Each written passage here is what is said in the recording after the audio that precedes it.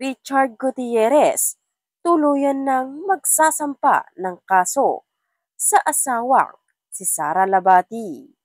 Pinaplano umano ni Richard Gutierrez na magsampa ng kasong child custody laban kay Sara Labati. Sa kanyang programa, sinabi ni Christy Permin na uunahin ni Richard ang kustodiya ng kanyang mga anak na sina Zion at Kai bago ipawalang bisa ang kasal nila ni Sara Labati.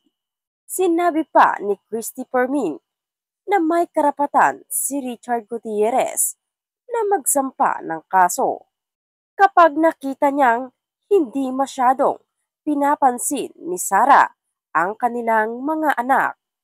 Kalat na po ang kwentong ito at nakarating din po sa amin na mukhang magkakatuluyan na po ang pagsasampa ng reklamo o kaso ni Richard Gutierrez para sa child custody.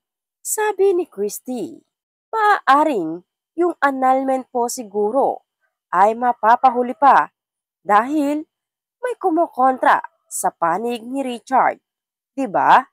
Pero yung sa child custody, maganda na rin 'yon kung sa kanyang palagay at kanyang pagtimpla ay hindi masyadong nabibigyan ni Sara Labati ng atensyon ang kanilang mga anak. Mas maganda kung nasa kanya, hindi ba?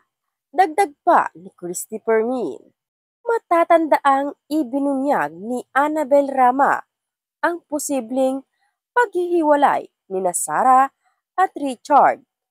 Hindi na raw nagsasama ang mag-asawa. Sinabi pa niya na masyadong malaki ang ginagastos ni Sara Labati kahit walang trabaho. Samantala, nananahimik si Richard Gutierrez sa issue. Si Richard Gutierrez o Richard Christian Rama Gutierrez sa totoong buhay ay isang Pilipinong artista at modelo. Anak siya ng batikang aktor na si Eddie Gutierrez at nakababatang kapatid ng dating beauty queen actress na si Rufa Gutierrez.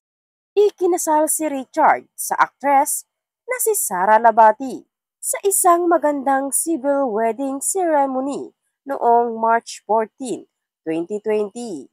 Si Sara ay isang Filipino-Moroccan na actress at performer na nakakuha ng kasikatan bilang isa sa mga finalist sa 5th season ng Starstruck, isang Philippine talent search palabas sa GMA7. Siya ay pinarangalan bilang Ultimate Female Survivor ng Starstruck 5.